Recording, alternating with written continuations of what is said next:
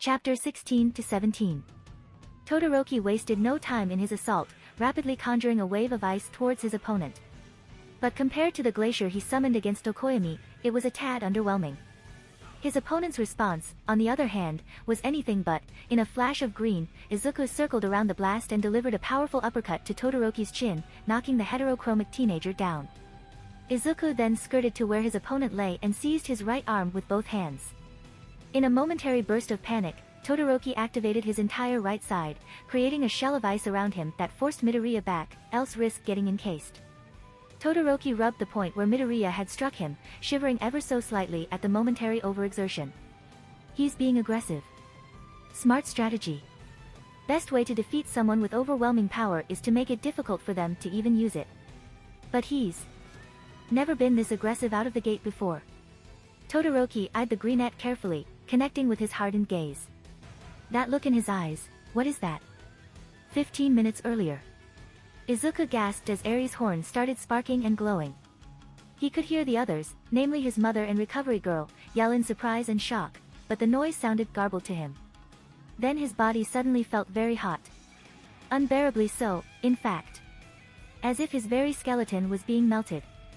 Then it was cold like he was sprouting an iceberg from his chest. His body went numb and a flash of light took over his senses. As suddenly as it all happened, it vanished in a plank instant. What? Izuku stuttered as Eri pulled away, face filled with tears. He hissed as he moved his arm, another brief wave of heat coursing through his body. Izuku. Are you okay? Inko fretted over her son. Kirishima turned to his friends, what just happened? The two girls responded with shrugs and perplexed gazes. Well, whatever that was, Eri's horn dislodged some of your dressing. Recovery girl swallowed her immediate curiosity to address a problem she could actually understand. She moved to her patient's bedside, pushing Inko aside with tremendous effort, and started retying the gauze. Then she stopped with a start as her eyes nearly rocketed from their sockets.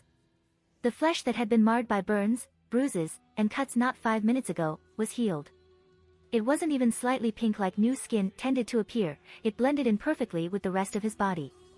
Like the wound had never been there in the first place.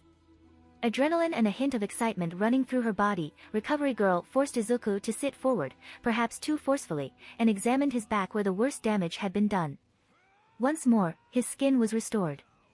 Ripping off the bandages on his right arm, recovery girl's jaw dropped at the sight of perfectly aligned bone structure and the shine of clean skin. That's not possible. This shouldn't be possible. Nearly every layer of epidermis was gone. Even with my quirk, that's at least a full day of recovery. Our recovery girl? Izuku asked, eyes widening with every passing glance at his healed limbs. The doctor gulped and began removing the bandages. It looks like you're fully healed. There was a palpable silence in the room. Izuku flexed his arm, marveling at how normal it felt and how profoundly discombobulating it was to somehow skip the healing process. It was almost like being robbed of the sensation of taste between hunger and satiation. He ran his fingers over his torso and back, unable to find any seam between layers of skin or the slightest imperfection. No trace of the severe burns he'd endured at his rival's hands. Not even a scar. He wasn't just healed. The damage had practically been undone. Izuku turned to Eri, currently burrowing her face into his side, and coaxed her out. Eri, was this your quirk? She blinked away tears and averted her gaze but nodded. She said her quirk hurts people, but this is the exact opposite. If she can reverse damage done to someone's body, then, that could be an even bigger paradigm shift than All Might. I just wanted to help you. She looked up at her brother and savior and whimpered slightly, please, don't be mad. Izuku looked at the tearful girl and melted, wrapping his arms around her tightly, thank you. Really, Eri, this means so much to me. You mean so much to me. I'd never be mad at you. She sobbed a little but wrapped her arms around him in turn. Then Izuku picked up on a small detail. Eri, you're really warm. Pulling away, Izuku looked the small child up and down, eyes widening at her reddened cheeks and flushed features. Sensing the problem, recovery girl pointed an IR thermometer at the young girl and whistled at the reading, that's a fever right there. How about we get you some medicine and bed rest, huh? The young girl wiped the remaining tears from her face and shook her head. Truth be told, she felt a little weary from willingly activating her quirk and could definitely use a solid lie down. Taking the older woman's hand and being lowered off of the bed by her brother, Eri let herself be led to the adjacent bed where she promptly collapsed, immediately letting out soft, yet still somehow sonorous, snores. Izuku smiled at the sight until he felt a sharp pinch on his arm. Ow. Kirishima rubbed his head sheepishly. Sorry, just checking that it was really healed. There are definitely better ways to do that. Izuku's sweat dropped before moving to stand up. Hey, what are you doing? Inko moved towards her son. I'm all better now and I only have a few minutes to get to the field. Izuku started unwrapping the new UA shirt on his bedside table. You sure that's a good idea? Maybe you should wait for Recovery Girl to examine you. Uraraka commented, looking up at the ceiling while Izuku got dressed. Seriously, we don't know what happened to you. It's not good to rush into things. Yaoyorozu added, also looking up with slightly red cheeks, and have some decency. Have you seen your hero costume? Kirishima. That's completely different. Yaoyorozu protested flippantly. Izuku laughed at his friend's antics before stretching his body out, jarring it awake after the extended rest in the hospital bed. I feel fine, really. Heck, I feel great. I mean, my chest tingles a little bit, but that's no biggie. Recovery Girl prodded him with her cane, earning a yelp, wait to be cleared. What just happened is completely out of my wheelhouse, so for all I know, you could explode. He yelped at the thought, but Izuku shook the thought of spontaneous combustion from his head. I mean, I don't think Eri would do that to me. Uraraka nodded in agreement. Yeah, she really loves Deku. And that hug at the end was so sweet. Her perma-blush flared as she remembered the tender moment between siblings.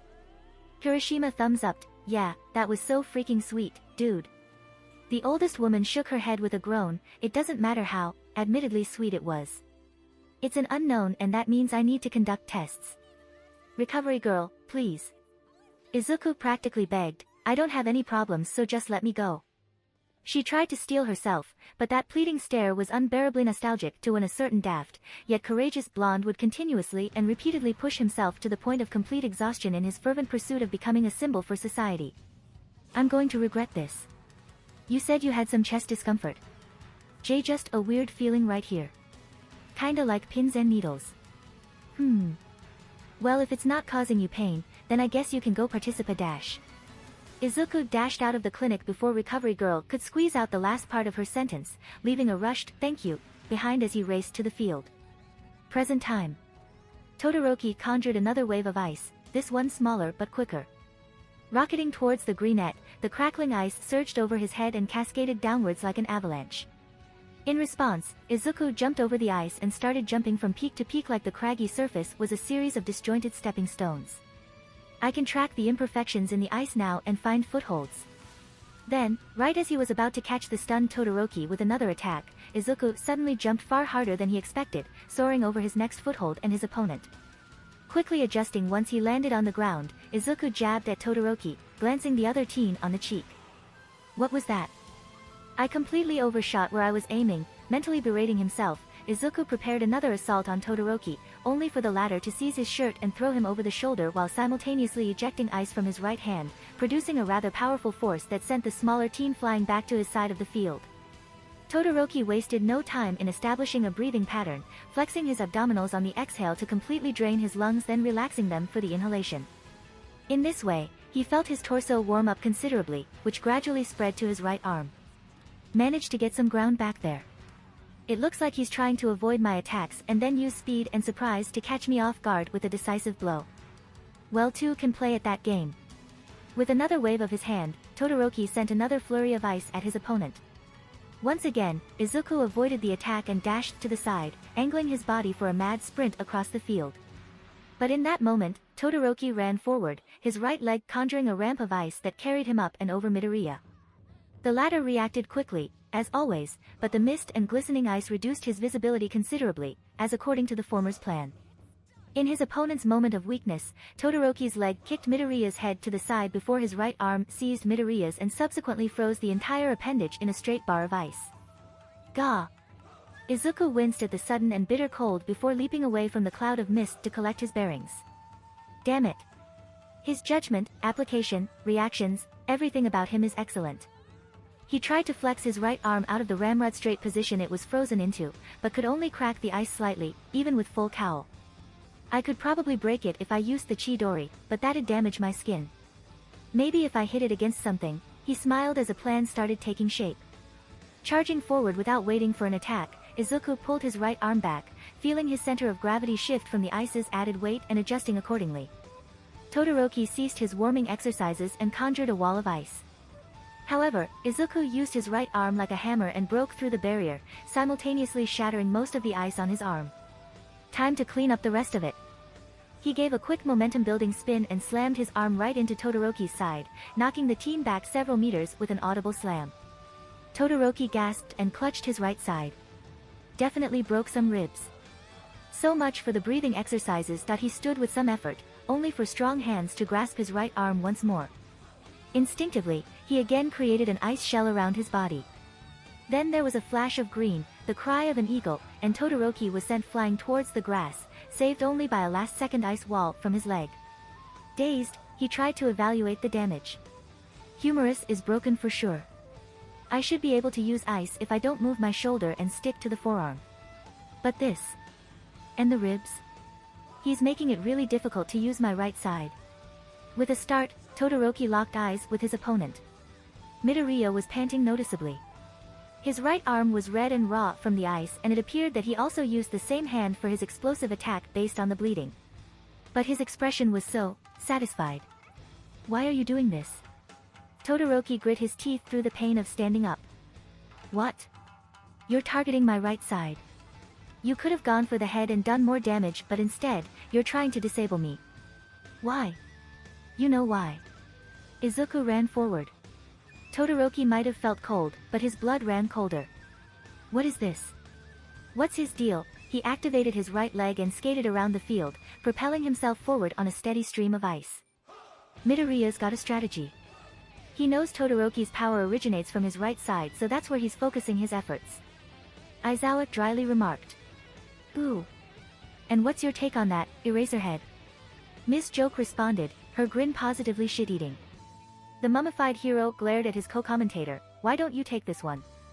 You're the guest here. PSH, making a guest do the hard part. Real classy, Eraserhead.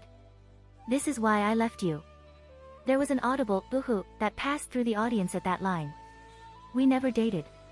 I'll say. Let me tell the fans something interesting, that capturing weapon around his neck is about the only thing he has that can get hard. Once again, the audience let out a collective gasp. She's like if herpes was a person. Back to the fight, Aizawa chose to ignore the teasing yet smug expression Ms. Joke sent his way. It's never a good idea to aim for where the attack is coming from. If you were trying to stop a gunman, you wouldn't punch the barrel. That's borderline suicidal. So what's the aforementioned strategy then? No idea. That was a lie. Eraserhead was fully aware that Todoroki had some problems with his home life and that it bled into the fire aspect of his quirk. Now, Eraserhead hated seeing potential wasted, but he also wasn't one to ignore the importance of treating the psyche gently, especially in adolescence.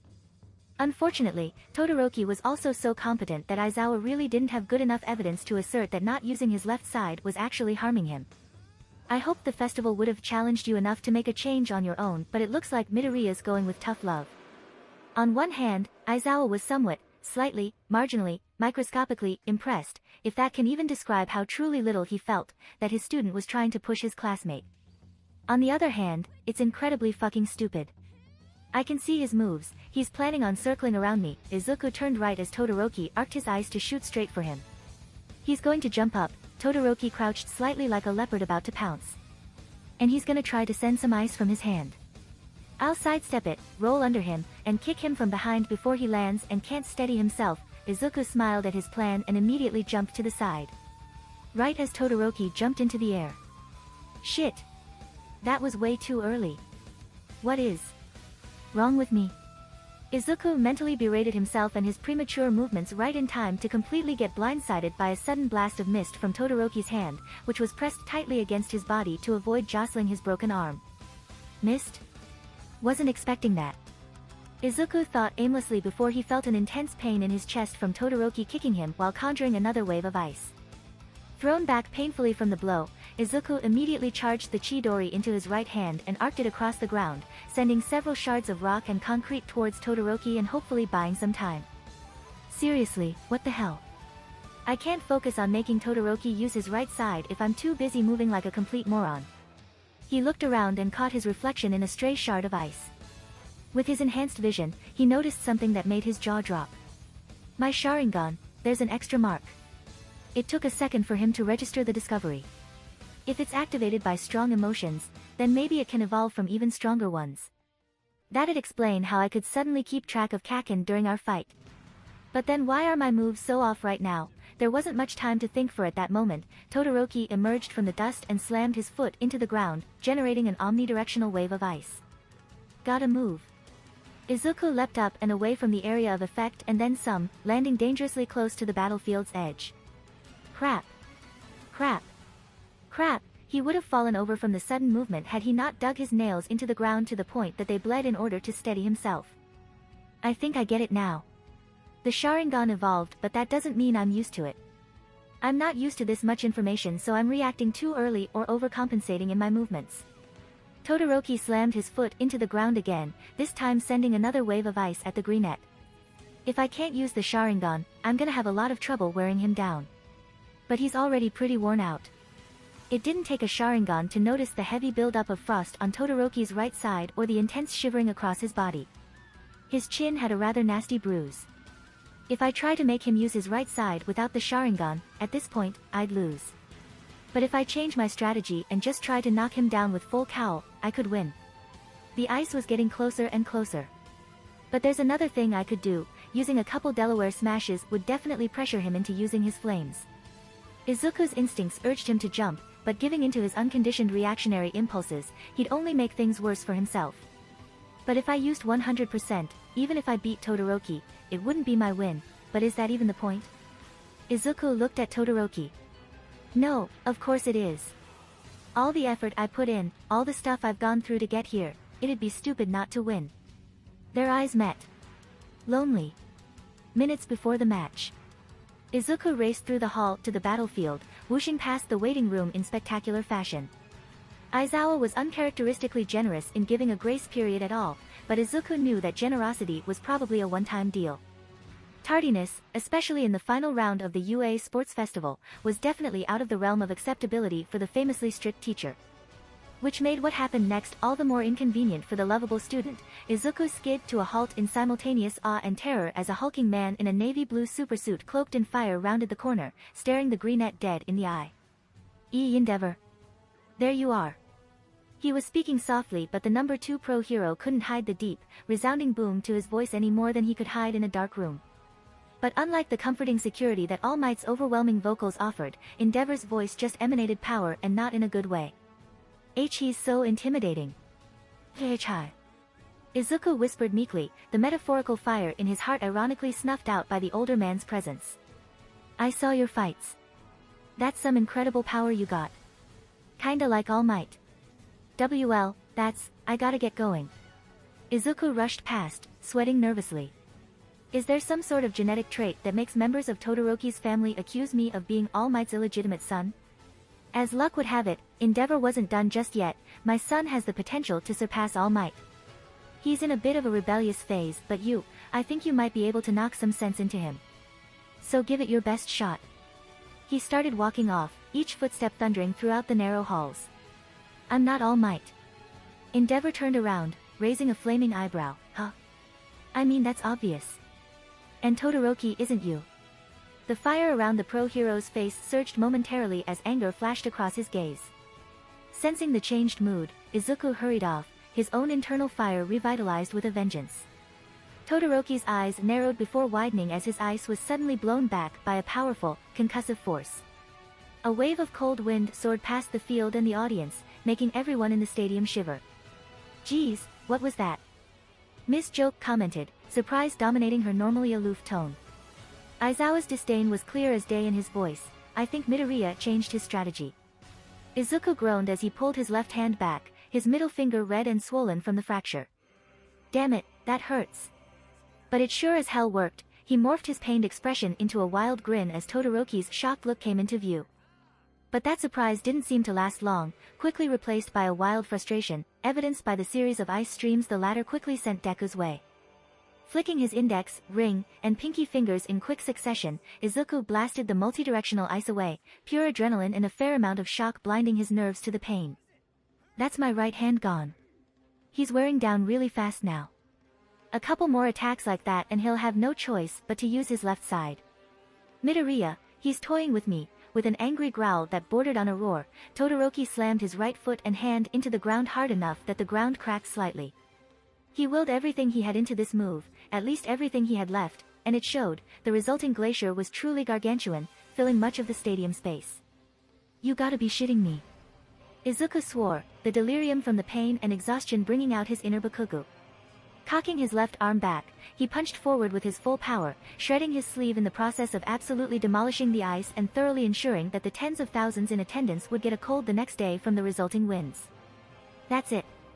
That's my whole left arm and my right hand. Please tell me he's ready to use his freaking fire now. He wasn't. Todoroki's right side was nearly white with frost and whatever skin he had showing was deathly pale. He was shaking horribly and looked as uncomfortable as one could get. But behind him was a respectably sized ice wall as well as a few meters of concrete preceding the edge. God damn it. What don't you get about this? The cold was seeping into his bones, somehow worsening the pain of his shattered arm, and his entire body ached. But there was also a small village's worth of adrenaline coursing through his veins, so without much thinking, Izuku ran forward, pushing past the chunks of ice and rubble without a moment's hesitation, and promptly headbutt his opponent with his entire body's momentum. Both crashed to the ground with lead-laden skulls, struggling to get up. Izuku groaned as his broken bones shifted uncomfortably as he twisted his body up into a shaky standing position. Next to him, Todoroki was shaking similarly, his battle-worn body looking more and more like a flipped version of his hero costume. Why? Why are you putting yourself through this? Did my father put you up to this? Todoroki sputtered, frost falling off his right side like snow. Growling, Izuku forced his legs to spring him forward, connecting his broken hand with Todoroki's stomach with 5% of one for all, sending the other team flying back and knocking much of the frost buildup off of him with the sheer force. Ignoring the screaming agony in his knuckles, he yelled, "Everyone gave this tournament their all, Uraraka, Ida, Yaoyorozu, Kaken, it makes me really pissed that you think you can just scrape by with only half of your power." Todoroki wheezed on the ground, placing his frigid hand over his stomach to act as a cold compress as he forced himself back up. That's not what I'm doing. I'm gonna win with my power, not his. How do you still not get it? It's all yours. Your quirk, not his. Izuku roared. It's okay to use your power to become who you want to be. My power. In a brilliant flash of light, a wall of bright orange flames roared to life across the arena, showering the stadium in a warm glow and an almost sweltering heat, much to the audience's shock and awe. At the center of the fire, Todoroki stood tall, a manic grin on his face as the caked-on ice sublimated off of his right side. Now who's the one who doesn't get it? This is a match, remember? You're not supposed to be helping your opponent. In the background, Shoto could vaguely make out the booming roar of his father, but that didn't matter right now. In the most perfect case of tunnel vision in history, he was laser-focused on the man standing opposite him, a shaky grin of his own plastered across his battle-worn visage. Izuku, thank you. Recovery Girl sighed in a combination of relief and exasperation as she finally sat down after operating on her latest, and most, loyal, patient. In the corner of the room, All Might, in his skinny form, sat with his hands crossed, looking down at the floor in either solemn contemplation or deep shame. Truthfully told, Recovery Girl hoped for the latter after the disastrous performance his pupil put up in the final round.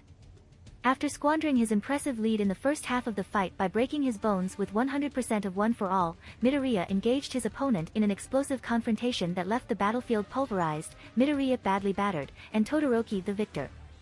Of course, Recovery Girl knew that there was more to the story, especially given how hellbent Midoriya was on saving his classmate, based on his impassioned words from before the fight. And she'd be lying if she said that she wasn't impressed by his endurance in said fight. But nonetheless, the injuries he sustained in trying to help someone else were nothing to scoff at, and as the doctor, who swore an oath to do no harm, let a student participate in the battle that resulted in those injuries, she felt a small pang of guilt. How much longer do you think he'll be? All Might's voice was soft and gentle, barely above a whisper. Recovery Girl hissed, this is his third time receiving serious treatment today. He'll be out for a while. All Might nodded and went back to twiddling his thumbs. I'm sorry, I'll be sure to scold him for this. She sighed into her hand, well, you can't praise him, that's for sure. I don't like this, Tashinori. The blonde perked up at the unfamiliar sound of his own name. This behavior he exhibits, it's too reckless. I don't like seeing students get injured this often, especially when it's to live up to somebody else. She looked directly, this boy idolizes you so much that it's affecting his health and now it's affecting his performance. Both of those things should concern you, right? I know. So we're clear on what you need to do. He didn't say anything in response, either from the weight of recovery girl's words or the sound of a young man shifting his paper sheets in a hospital bed, young Midoriya. The brunette exhaled deeply as the sleep left his eyes and consciousness returned to him. Then he groaned in pain as the aching of his wounds filled his body with quiet agony. Easy, Sonny. Here, have some gummies. Recovery girl fed Izuku a small handful of colorful candies with a soft and relieved smile. He swallowed and nodded gratefully, relaxing back with a comfortable sigh. Ugh. The match, Todoroki, is he dash? Hush now, no time for dash. Is he alright? Some frostbite from overusing his quirk. He's fine now. Recovery girl couldn't help but smile. Good. Izuku's face slightly relaxed, albeit not much given the amount of pain he was probably experiencing. My arms, they feel a little weird. Well, they're still not fully healed. If I did that, you could fall into a coma. Izuku looked at his right arm, but it feels different than that, it's like how it felt after USJ. Recovery girl sighed before slowly cutting away some of his bandages. You sustained more permanent damage to your hand. It's just your fingers, but let this be a reminder of how dangerous your quirk is. Izuku flexed his unraveled hand and cringed at the slight discomfort he felt in his fingers, now properly matching his already scarred and crooked palm. Well, at least Eri likes it. Wait, Eri. Izuku sat up with a start. Is she okay? She's fine. Little bit of a fever, but that might just be from the heat. She and your mom were pretty worried though. You might be in for quite a scolding later tonight. She joked, trying to inject some levity. Phew, that's good to hear. Any idea how she healed me? Recovery girl shrugged. I have a few ideas, but so far, all I can say is that it's a healing quirk of some type. More powerful than mine if you were able to go fight right afterwards without feeling tired. Oh right, the fight. Izuku's expression softly morphed as his eyes closed in resignation. I'm sorry, All Might. I couldn't live up to your expectations. The boy grit his teeth as tears started forming at the corner of his eyes. I shouldn't have said anything to him, I should have just focused on winning. But he just looked so lonely, I just couldn't see around myself. Izuku opened his watery eyes and stared into the fluorescent lights above, his face scrunching up into a muted sob. It's true that I'm disappointed in the end result, but saying that won't change anything. All Might mused quietly after a moment's thought, but you did what you did because you wanted to help him. And at the end of the day, meddling when you don't have to is the essence of being a hero. With that, he bulked up and walked out of the room, pausing only momentarily at the door. The silence that followed the door creaking closed was long and heavy, broken only by the occasional sniffle. Midnight stepped in front of the winner's pedestal and cleared her throat. Eyeing the four boys standing on the cement formation, she couldn't help but notice how only Tokoyami seemed happy to be up there, or at least happy by his standards. Next to him, Bakugo's frustrated eyes wouldn't stop twitching and his hands were buried so deeply in his pockets, you might have thought they'd explode if they came out, which they very well might have. Midoriya, with his arm in a sling and much of his body wrapped in white cloth on the other end of the pedestal, couldn't take his self-pitying eyes off of the ground, although Midnight wouldn't put it past him to have somehow injured his neck in a way that prevented that motion. Seriously, how many bandages does UA even have left now? Finally, Todoroki, standing in the center atop the first place tier, kept eyeing his left hand and muttering some sort of melodramatic musing to himself. All in all, they were a sorry excuse for winners, and the sadistic dominatrix side of Midnight was all for it. But her own urges would have to wait until after. Let's get started with the awards ceremony. She called into her microphone as fireworks erupted over the stadium, ignoring the fact that it was daylight. The audience, predictably, cheered as Midnight waved her flail towards the pedestal. In third place we have Fumikichi Tokoyami and Katsuki Bakugo. In second, we have Izuku Midoriya. And in first, it's none other than Shoto Todoroki. And to present the medals, we have. From atop the stadium, a massive figure cast his shadow over the field accompanied by an equally massive laugh. Ha ha ha. I have arrived dash. The audience near frenzied as they recognized the signature laugh of none other than the people's hero, the symbol of peace himself, All Might. With the medals. An awkward silence filled the air, finally broken by present mixed scoff from the background. Che. Amateurs. While the security detail scrambled to find out how the pro hero snuck back in, All Might regained his composure and walked up to Tokoyami. Young Tokoyami, congratulations on your performance. Just be aware of and work to overcome your shortcomings, and I know you'll reach new heights. Tokoyami bowed, thank you All Might. The pro placed a bronze medal around the boy's neck and gave him a short hug before turning to the next hero. Young Bakugo, very well done. You demonstrated a lot of growth from when you started, but don't forget to dash. I got it. Just move on to Deku. Bakugo growled, looking to the side with a scoff. Sweat dropping, All Might attempted to place the medal on his student's neck only for the latter to shake his head, no. Forget it, I don't want anything for third place. Heh. All Might laughed nervously, why not then take the medal as a sign of your shortcomings today and a reminder to do better next time? Please just take the damn medal. Huffing, the ashy blonde reluctantly complied, snatching the medal from the hero's hand and holding it at his side with clear contempt on his face. Moving on. All Might then turned to his pupil and felt a tiny pang of guilt at the boy's downtrodden look. Holding the silver medal out, All Might inhaled deeply before speaking, you know I can't praise you for your performance in the finals. Izuku's already downcast face dropped even further before his hero added on, nonetheless, you managed to both even the score with a rival and help a friend in need. Those are things I can, and will, congratulate you on. Getting in close to place the medal around his protégé's neck, All Might whispered, remember, young Izuku, I'm proud of you. He pulled back and, with a slight moment of hesitation, softly ruffled the boy's hair. He then turned to Todoroki in the middle, but whatever he said was lost to the second-place finisher, who had the biggest, dumbest grin on his face. Man, that was a freaking day. Kaminari groaned, stretching his arms over his head after Aizawa dismissed them from the festival. Class 1A was currently walking off of the UA premises under the late afternoon sun, carrying light conversation amongst the various groups, save for Todoroki, who was present but quiet, Ida, who left early for something serious, if Uraraka and Midoriya's expressions were any indication, Midoriya, who left with his family, and Bakugo, who just wanted to leave. Jiro nodded her head in agreement, tell me about it. I haven't felt this tired since, probably ever. You sure that's not just cause you're weighed down by all of our cash? Kaminari retorted, his cheeks red with the embarrassment of getting cheated by the dealer. Oh, that reminds me. Jiro pulled out a massive wad of bills and held them out to her classmates, I'm not actually gonna take your guys' money like that, you know. Yaoyorozu put a hand over her heart and smiled with a look that was nothing short of teeth-rotting, Jiro, you're such a good person. So, pure, the class collectively thought as the overwhelming bounciness of their vice representative rejuvenated their tired bodies. Kaminari took his share of the money and whistled, but damn, imagine what we could have done with all this money. As if on cue, Mineta appeared with a twinkle in his eye and a chuckle on his lips, hee, I have an idea of how we could spend that money. No. Jiro said, ready to stab him with her jacks. But dash. No. Yaoyorozu cut him off, pulling back her sleeve to create a weapon if need be. But dash. No.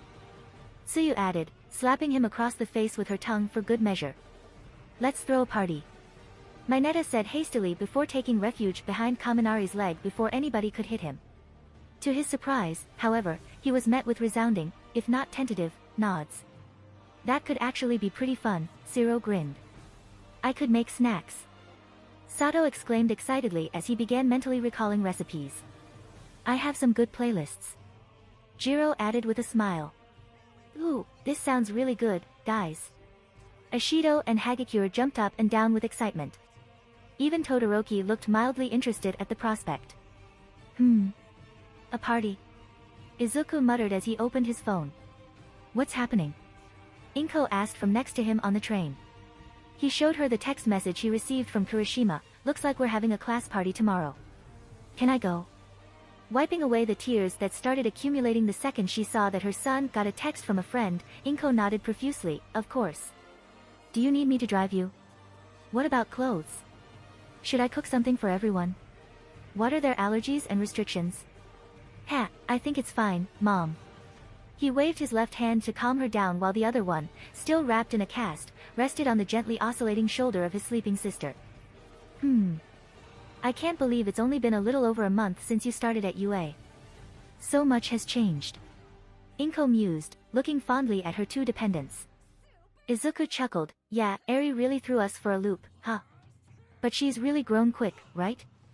Actually I think you've changed the most. That made the younger Greenette turn in surprise, what? Really? His mother nodded with a smile. I guess it's hard to tell if it was starting high school or getting your quirk or all that training you did, but, she paused to rest her head against her son's, I thought you were absolutely incredible today. I'm really happy with the hero you've become.